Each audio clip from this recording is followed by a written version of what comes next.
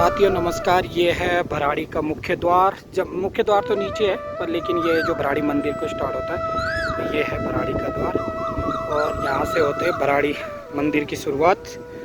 और ये भराड़ी का दूसरा मंदिर, ये मुख्य मंदिर तो वो सामने है भराड़ी का, उतने ऊपर जाना पड़ता है, वहाँ बहुत स्ट्रगल करके जाना पड़ता है। लेकिन ये भराड़ी का जहाँ अब पूजा होती है भराड़ी में, तो आपको ले चलते हैं मंदिर की ओर और आपको दिखाएंगे मंदिर के, कराएंगे दर्शन। ये भाई लोग बिना पीढ़ी से आगे गिरते पड़ते, और ये देखो ये भाई लोग बहुत दूर से आए, जो हम सामने दृश्य दिखा रहे हैं वहाँ से आए। ये पीढ़ी बोलते हैं, पीढ़ी भराड़ी, वहाँ से। यहाँ पे है सुविधा जो गाँव में होती है, खाने वाने की सुविधाएं थोड़ी थोड़ी हल्की फुल्की सी माँ भराड़ी की कृपा से यहाँ पे ये अन्न क्षेत्र चल रहा है।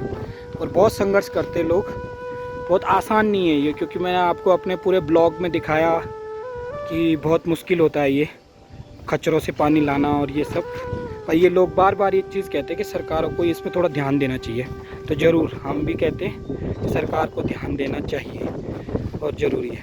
तो ये सब लोगों का, मंदिर समिति का और सभी लोगों का ये आपसी मेल जोल से ये कार्य चल रहा है। बड़ी यहाँ पे कथा हो रही, भागवत गीत, अपनी कथाएं चल रही हैं। ये लोगों की श्रद्धा भराड़ी के, देखो यहाँ ये व्यवस्थाएं लोगों की अपनी निजी, मतलब लोगों जो यहाँ मंदिर समिति है और यहाँ के आसपास के गांव हैं, उन्होंने ये सुविधाएं कर रखी हैं। तो चलते हैं मंदिर की ओर और आपको दिखाते हैं, क्योंकि यहाँ पे अब मौसम बहुत ज़्यादा ख़राब हो गया। आज बारिश हो गई, हम भी आगे जा रहे हैं पर लेकिन वहाँ भी बहुत ज़्यादा बारिश, और हमने तो आपको आज मुख्य मंदिर के दर्शन भी कराते। ये लोग अपने अपने घरों से जो लेके आते हैं खाने के लिए, क्योंकि यहाँ पे अभी यहाँ पे कथा चले, देवी भागवत चल रही थी। ये मंदिर क्या, यहाँ पे जो घंटा जो लगे होते हैं, जिनकी मन्नतें पूरी होती हैं, उनके ये दृश्य और इसी तरीके से चलते रहते हैं। ये दोबारा आपको हमारे भट्ट जी दिख रहे होंगे, ये हमारे साथ लगातार इस सीरीज़ में बने हुए हैं और इन्हीं के उससे हम यहाँ घूम पा रहे हैं, इस क्षेत्र को देख पा रहे हैं। तो भट्ट जी अब थक भी चुके हैं क्योंकि बहुत चल गए हैं, बहुत चल गए। तो ये है बुरांस और ये है मंदिर का मुख्य स्थल। तो यहाँ से और माँ भराड़ी से आप सबके लिए हमेशा की तरह आप सबके लिए आशीर्वाद मांगता हूँ कि आप सुखमय हो, सफल हो, आपके जीवन, आपकी यात्रा सुखमय हो, सफल हो। और ये भराड़ी के हमारे पसवा जी, तो ये दृश्य है ना, जो ये तो खराब है जाला चप्पल में क्या। तो ये है दृश्य भराड़ी का, और यहाँ पे चल रहा है देवी भागवत, और अभी भागवत समापन है थोड़ी देर में। आज यहाँ लास्ट दिन है। लोग देखिए किस तरीके से व्यवस्थित रहते हैं। तो ये हैं भराड़ी माता के, अभी बारिश के कारण सब लोग माँ भगवती के आपको दर्शन भी करा देते हैं।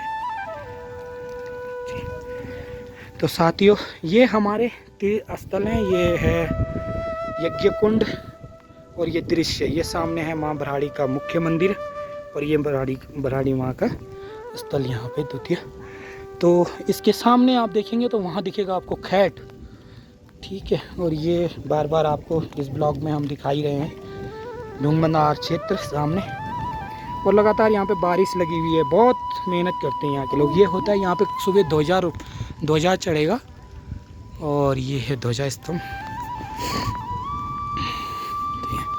ये दीदी जी बैठ रखे, समिति वाले हैं, ये पर्चियाँ बना रहे हैं, और हमने भी थोड़ा जितना हमसे हो पड़ा, दान तो गुप्त ही होना चाहिए, तो है ना।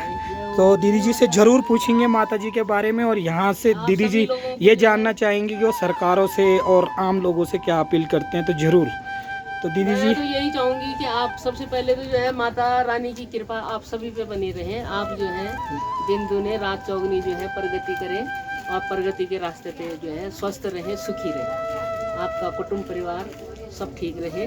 और रही यहाँ पर जो भी दैविक स्थान है वो सब जो है विकट स्थलों पर है। तो यहाँ पर जो है भक्तों की पहचान है कि कौन पहुँच सकता है और कौन नहीं पहुँच सकता है।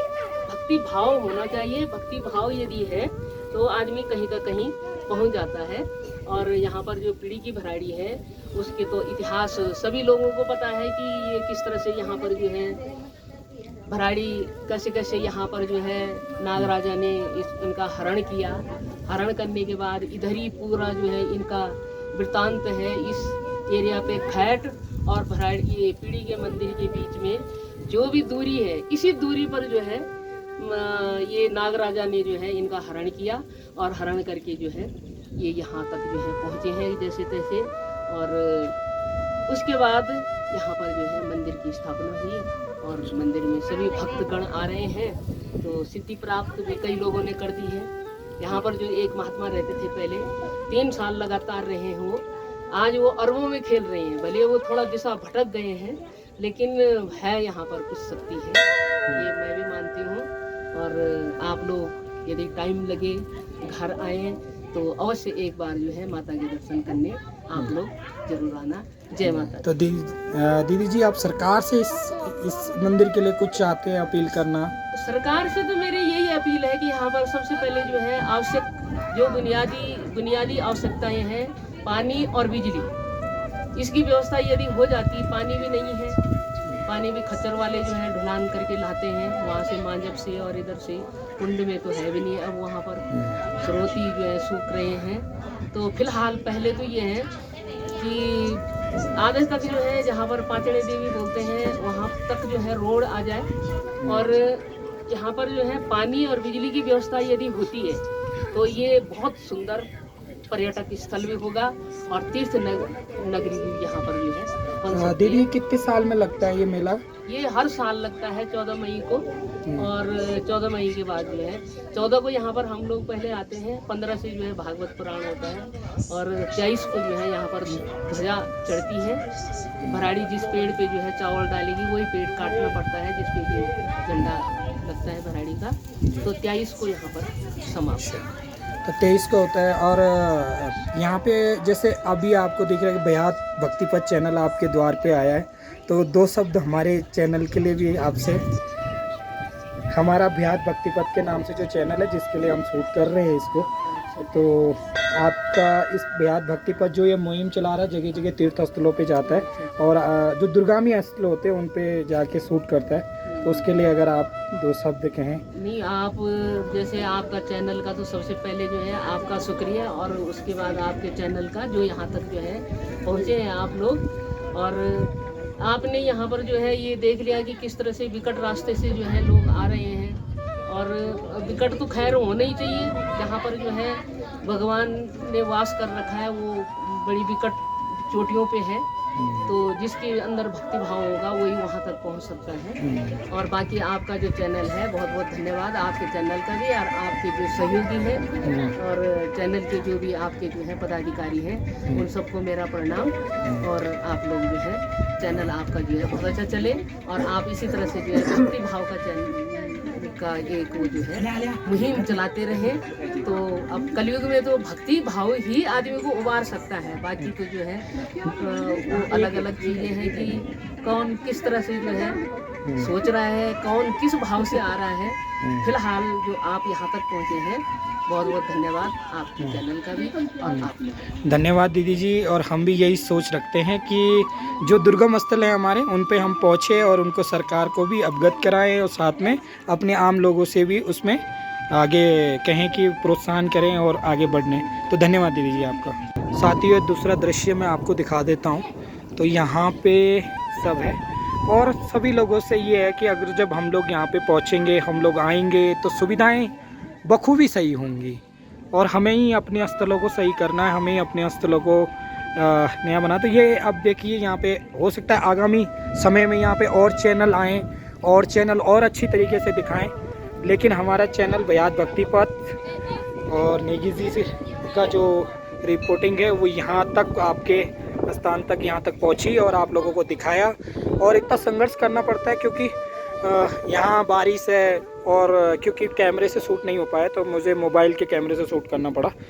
तो बहुत बहुत धन्यवाद मंदिर समिति का भी, उन्होंने शूट करने की परमिशन दी और ये हमें कर पाए, हम इसको दिखा पाए आप लोगों को। तो बहुत बहुत धन्यवाद।